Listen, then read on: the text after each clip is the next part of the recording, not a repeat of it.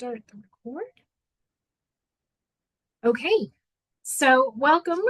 This is our fourth workshop in our series, our Community Navigator workshop series. And today we're going to be talking about what are generic services. So this might be a term that you've heard, but no one's really explained to you what does that mean. So, like I said, this is our fourth and final in our Community Navigator workshop series. We went through, had 3 different workshops on how to access regional center services. And today we're going to talk about accessing generic services. This was our first round of Community Navigator workshops. So thank you for joining us.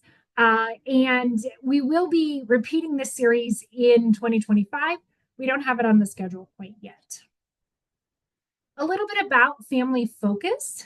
If you guys are not familiar with us, we have our tagline, which is your best resource is another parent. Everyone who works for Family Focus is either the parent or a family member of someone with a disability. So we have experience navigating these services. We serve North Los Angeles County. We have 4 offices. Our main office is at Cal State Northridge, where a service of Cal State Northridge is special education department. We also have offices in each of the 3 North Los Angeles County Regional Center offices, one in Chatsworth, Santa Clarita, and in Lancaster. So how are we funded? We're funded through a variety of grants. We are a family resource center, which means we serve families of North Los Angeles County Regional Center consumers, and that funding comes through the California Department of Developmental Services. We're also a family empowerment center, which means we serve special education students and their families, and that funding comes through California Department of Education.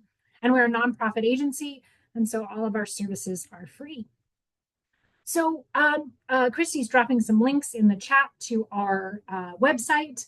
We have workshops and trainings like these. Some are done in-house. We provide them. We also bring in other experts to give workshops on other topics. We have a number of support groups as well. So I encourage you to go and check out our calendar, subscribe to our newsletter. There's really a ton of great information and resources in those. Also, we have workshops on demand. So this workshop will be posted on YouTube, on our YouTube channel, and check it out. There's all kinds of workshops on there. Maybe you weren't able to attend. Maybe suddenly you need a service that you didn't need in the past. We probably have a workshop on it. So check it out. I love this. I love our website. I still watch things on here when there's something that I find that I don't understand.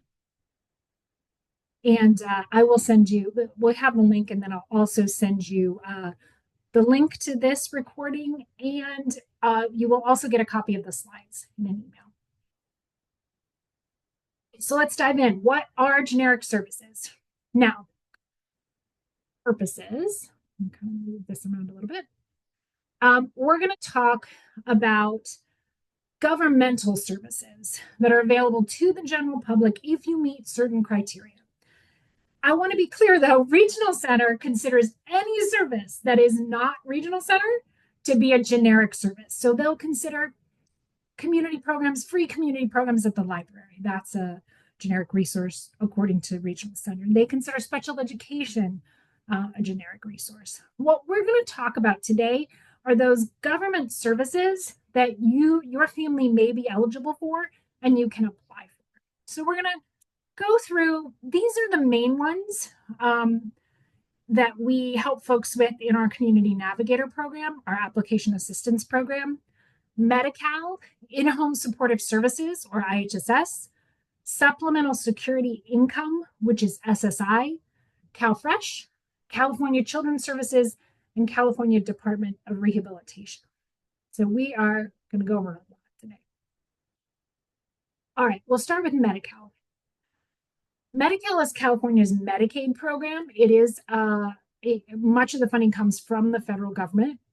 It helps low-income families and individuals with disabilities pay for medical expenses. It's essentially health insurance. It covers preventative care, outpatient visits, hospitalizations, prescriptions. That's a nice thing about Medi-Cal, therapies, and medical equipment. However, you will need to see a provider who is in your Medi-Cal network. When you sign up for Medi-Cal, you'll have a choice of a couple different networks. Who is eligible? Residents of California, families and individuals with limited income. So Medi-Cal does not consider assets or resources. Different services have different limits. So some consider both income and assets, but what's nice is Medi-Cal only considers income. It does not consider property that you own or money that's in your bank account. As of January 2024, immigration status is no longer considered for Medi-Cal eligibility. If you receive supplemental security income or SSI, you automatically receive Medi-Cal. So that's a nice thing to know. Adults who are 18 or older can apply even if they still live with their families. Now, I want to talk a little bit about the process of institutional deeming. This is a great thing to be aware of if you have a regional center consumer in your family. So regional center consumers can qualify for Medi-Cal even if their family's income is above the limit. You must be under 18 and have at least one billable service through the regional center. That could be respite. The process you'll go through is you'll ask your service coordinator for institutional deeming and the Medi-Cal waiver. We want to apply for Medi-Cal. We need to get that institutional deeming. They will start that process. So generally, children in Early Start, which is a program that goes from birth to age 3, they are generally not eligible for institutional deeming unless they have a condition that we know will qualify them for regional center services after the age of 3. And one example is Down syndrome. But not everyone will be eligible. Not everyone will be eligible. So what the process, the regional center will send the waiver directly to Medi-Cal. So they will get that paperwork. And generally what then happens is Medi-Cal sends you an application packet and you have a certain amount of time to fill it out. Just information on institutional deeming, you will need to ask Regional Center to resend a new copy of the waiver every year with your yearly reauthorization. Part of the paperwork will need to be resubmitting that waiver. So what I do is as soon as I get the packet, I immediately email my CSC, hey, we need the waiver again. We also recommend asking for a copy of the waiver for your records. Often paperwork gets lost in the Medi-Cal shuffle, so it's great to have everything in one place where you know where it is, where you can resubmit anything that you need to. How do you apply?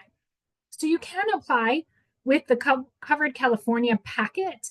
That's what it comes in. It comes in as a Covered California packet, but you're applying for Medi-Cal. And it looks like a brochure. It looks like a book, but you're actually filling it out. And you can fill that out with all the paperwork attached and send it back.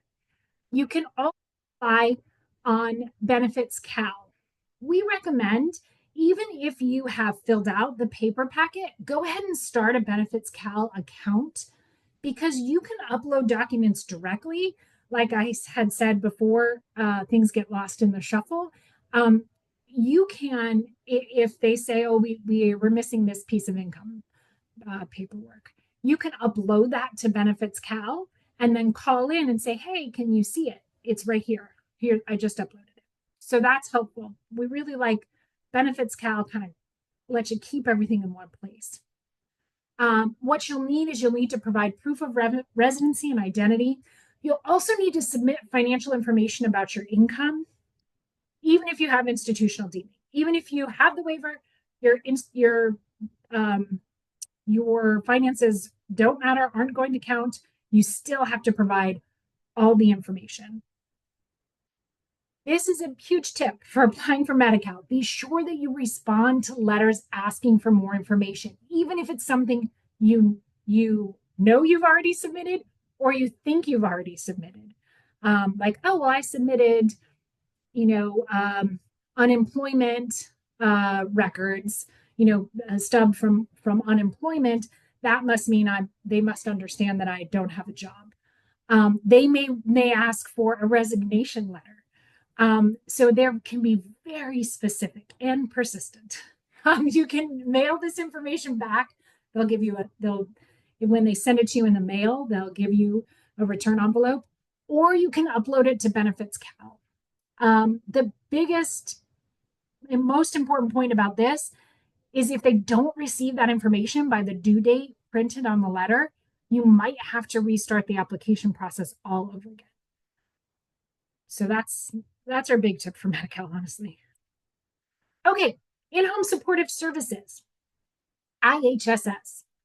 So in-home supportive services is a program that's available to low-income seniors and disabled people. IHSS pays for services that helps a person remain living in their own home.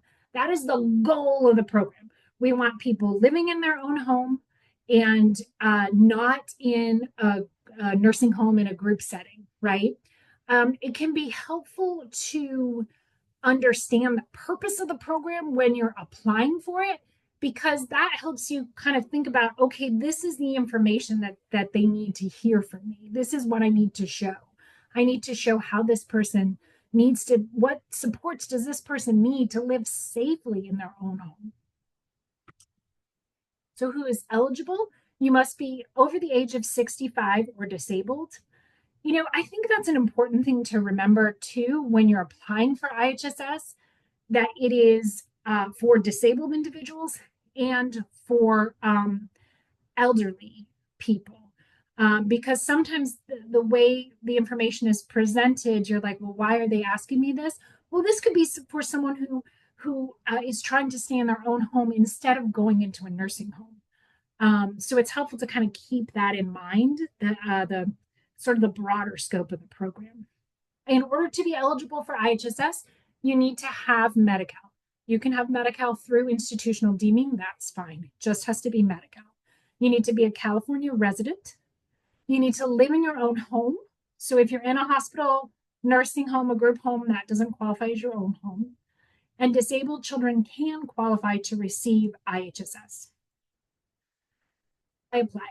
So there's a few different ways that you can apply. I really like, and you'll get this link, I like the Los Angeles County Department of Social Services IHSS webpage. There's a ton of information there. All the forms are there. It's nice. This document is there. This little blue square is there. You can apply a couple of ways. You can apply by phone. You call and you get your case number. You want to write down that case number. Your payments will date back to that day where you got the case number, where you applied. You can also apply by mail. We don't really recommend, if you're going to apply by mail, I would recommend sending it some kind of receipt so that you can make sure that they get it. You can apply by fax. You can also take your application into one of the IHSS offices and get it stamped that it was received. And all these options are available on the website. All right, now you've applied. However you got that case number, you've applied. You should get a healthcare certification form in the mail in about 2 weeks, within a week or two. So this form needs to be filled out by a doctor or a therapist. It needs to be filled out by a licensed provider. So what the healthcare certification form says is, yeah, you know what? This person needs to have help to stay in their home. Their disability, because of their disability, they need to have help to stay in their home. If you don't receive this form in 2 weeks, we recommend printing it out and taking it to your doctor. Now, IHSS prefers to have the form they sent you because it has the case number on there. It has the case worker in there. So it's better to get the form from them. But if you don't get that form, your case is going to be closed if it's not returned in 45 days. So we say, give it 2 weeks. If they haven't sent it to you, go ahead and get it. This form, same thing, can be returned via fax, mail, or drop it off. When you, after you've applied, you've turned in your healthcare certification form, you will get a notice in the mail for a home visit with the social worker who will be doing an assessment to see, okay, what does this person need? What kind of support does this person need to stay in their home? For that home visit, you're going to want a list of medications, a list of doctors and therapists. They're going to want to know how often you see those doctors and therapists. And then we recommend doing a little prep work. Put together a list of how you help your child or what help do you need in each of the IHSS categories. We're going to go through the IHSS categories. Here is a very important thing to remember when you're applying for children, right? This program serves disabled people and elderly people as well. So children are not eligible for every service. They look at what is a parent expected to do for any child, right? And we can see that in this first category, bowel and bladder care. You're only eligible if you're age 4 or older. So that's when the state of California says people should be potty trained at age 4. That's essentially what they're saying. Before age 4, we should be expected to help children with their bowel and bladder care needs. Same with dressing. So you'll be eligible age 5 or older. Bathing, oral hygiene, and grooming. This could be brushing hair, washing hair, showering. That comes into play age 8 and older. And feeding is age 8 and older, unless we're talking about like a feeding tube, but that's a different category. We'll talk about that in a minute. So these are kind of the big ones that come into play for kids. Then we move on to some categories that are going to be used if the person has either medical needs or mobility issues. So transfer from a bed to a wheelchair or to a chair. Ambulation, so walking. Respiration, if there's any breathing equipment devices that need to be used. Medications and prosthetics. So that is medications. That's a place where parents can get hours if they're helping, if they have eye drops, if they have inhalers, that's a big one. Those can qualify for hours. And then there's paramedical services. So that would be if you had a feeding tube, if you had a trach. And generally, as you can see, the hours kind of start at 4. So if a 3-year-old is not going to be eligible for as many services, it's not impossible, but they're probably not going to be eligible for very many services unless there are paramedical services involved.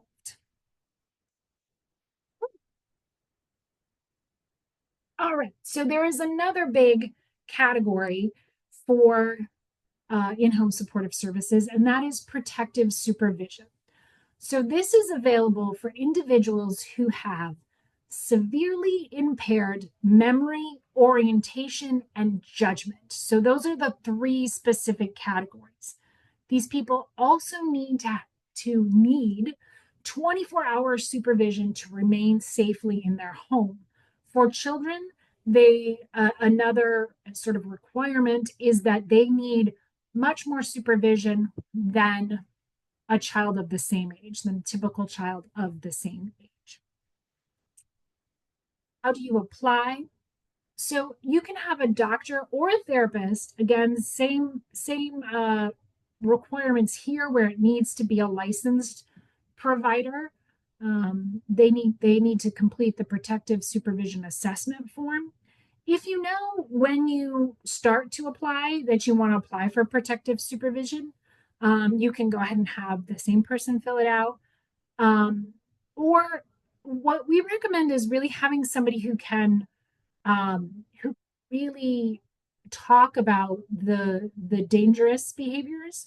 So maybe that's a BCBA. They're licensed. The behavior who's running the behavioral program for your child and has done a lot of assessments and says, yeah, there's some real issues here. Um, when you decide to apply, keep a log of dangerous behaviors. Some things that we see, wandering would be a big one, eloping, so leaving the house, wandering away, not knowing where they're coming back, how to get back. Um, uh, Kitchen safety is another one we see a lot. So turning on the stove, no awareness of hot water, hot stove, knives, those kinds of things. And another one that we see is putting non-food objects in the mouth or swallowing them. So any kind of dangerous behaviors that again really show that severe need of lack of judgment, lack of orientation, or memory. We also recommend is having therapists or doctors or school folks write letters documenting the dangerous behaviors. We're using this rather than just sending an entire IEP because there's so much different information in the IEP. But if you have the school behaviorist or your behaviorist write saying this is the elopement that we're seeing, these are the ratings that we're seeing, then it's a little more direct and it can be more impactful than putting and giving someone this huge report that has all kinds of different details. Do I become a provider? So, in order to be a provider, you do need to be able to work in the United States. You fill out the provider enrollment form. IHSS will give you a form if you turn it in person or send you a form for fingerprinting. So, you need to be fingerprinted and have a background check, and then complete the online provider orientation. Okay, now we're going to go to supplemental security income or SSI. So SSI provides monthly payments to people who have limited income and resources and are over the age of 65 or have a disability. Supplemental security income is not Social Security insurance. So it's a different program. Social Security insurance or Social Security disability insurance, those are funded by payroll taxes. Those are two little lines you see on your pay stub. And in order to receive Social Security disability insurance, you need to have worked and paid into the program. But this isn't true with supplemental security income. You don't have to have worked to get SSI. It's a federal program, and the state of California does add some additional money to the payment. Who is eligible? You have to have limited income and resources. So they do count assets. What's not counted is your residence, if you own it, and one car, but anything else will be counted. You must be disabled or over the age of 65. You must be a US citizen or a qualified non-citizen. Children can receive SSI, but their parents' income and resources are considered. So this is more information about SSI eligibility, and you'll get this. I'm going to go ahead and go there. Oh, can you see it? Or do I need to stop the share and go? We cannot see it. Okay, hang on.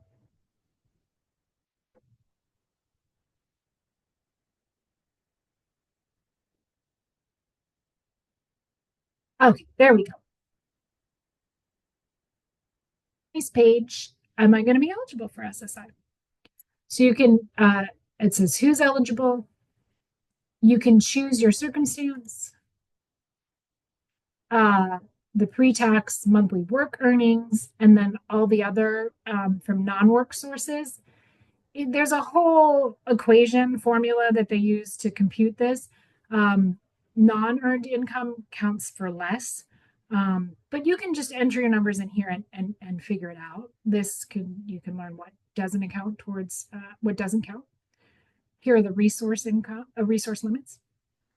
And this will tell you a little bit more about the disability requirements and the non-citizen eligibility. So that's kind of nice. There's some good information.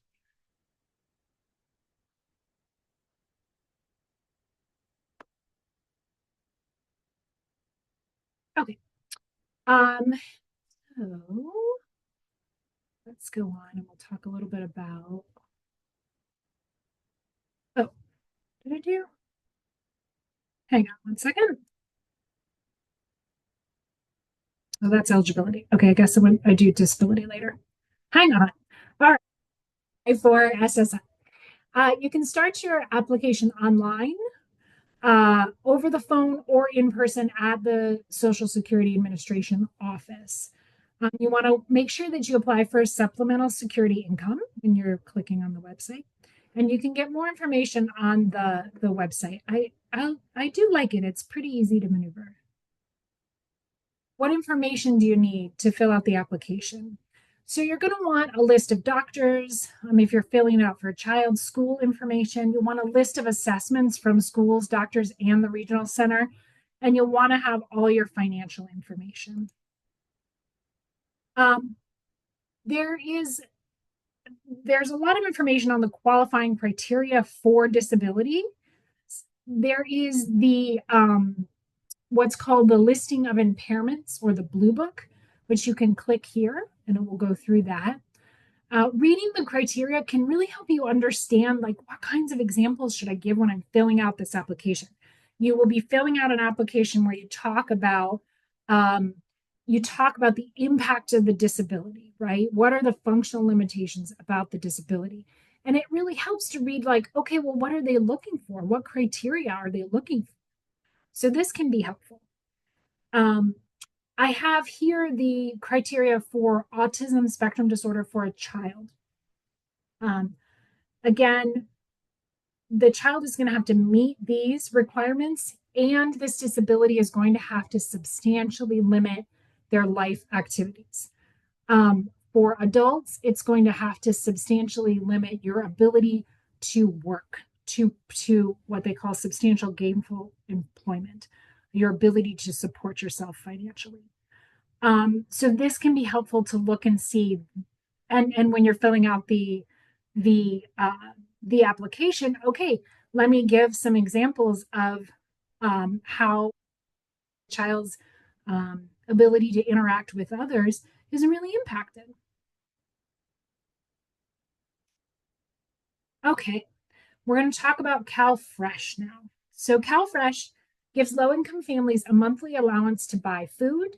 Money is loaded onto an electronic benefits transfer, or an EBT card, that's used just like a debit card at grocery stores or any stores, Walmart. Um, can only be used to buy food and non-alcoholic beverages. It doesn't cover clothing or other household supplies. And I think this is really cool. You can get additional money to shop at certain farmers markets through the Market Match program, where you can get like up to $20. Like, you spend $20 at the market, you card, and then they'll give you another 20 to spend. So that, I think, is kind of a cool benefit.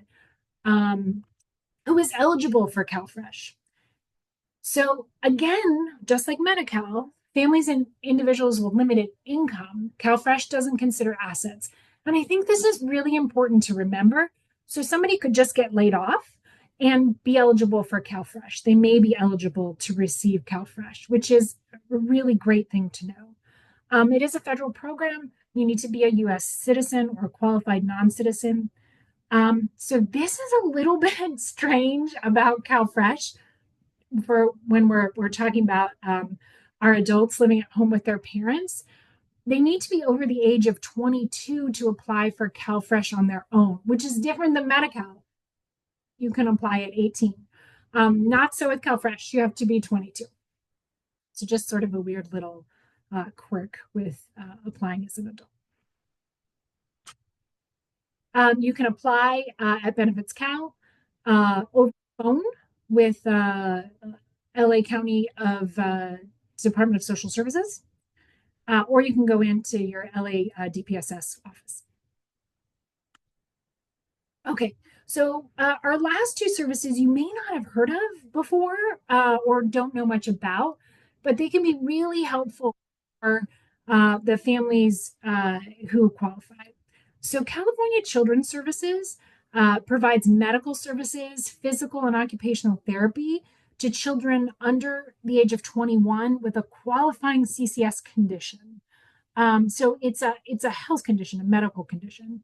You'll need to see a CCS service provider. So who is eligible for California Children's Services? You need to be a California resident under the age of 21, receive Medi-Cal, or your family is low income. It's actually one of the calculations they use is it's a percentage, I think it's 20%. If you spend a certain percentage of your family's income on medical expenses for this person, then you can qualify for California Children's Services. And it needs to be a medical condition. Autism or developmental disability are not enough to qualify on their own. You can click on this link to see the eligible conditions. Okay, so how do you apply? This is a PDF for the application. You fill it out and send it to LA County DPSS. Oh no, sorry, LA County CCS. Sorry, got lost in my acronyms there. But it was not till the end that I did, so that's pretty good. I'm proud of myself. And here is more information on California Children's Services. So this isn't something that everyone is going to qualify for, but it's so helpful to the families who will qualify for it.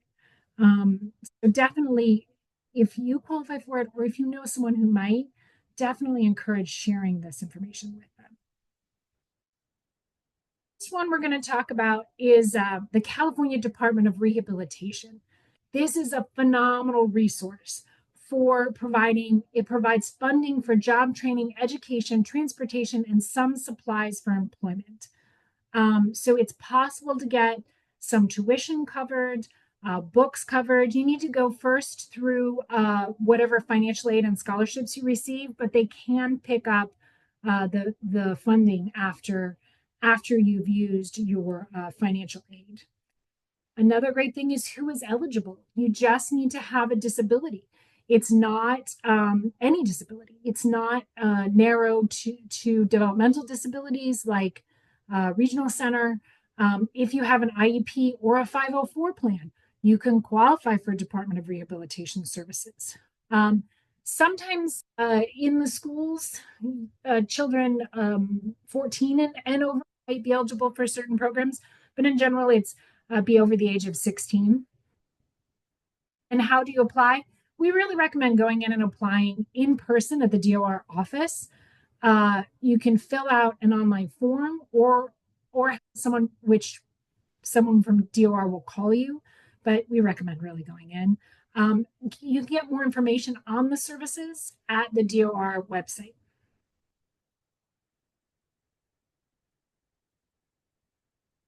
This is massively complex. So we have our application assistance program, and our community navigators are helping parents apply for these services. So if you live in the North Los Angeles County Regional Center area and someone in your family is eligible for regional center services, we can help you. We'll also send you, this will lead to all of our great resources and social media. And there we are, so information. And Christy will go ahead and put a link in the chat to our survey for this workshop. So please fill it out if you have a chance. because it really helps us know what other kinds of topics you want to hear about. Let us know what you learned in this, what you want to learn, what more you want to learn about. Just let us know so we can make sure we're serving families in the way they need to be served. Okay, I'm going to go ahead and stop recording and we can answer some questions.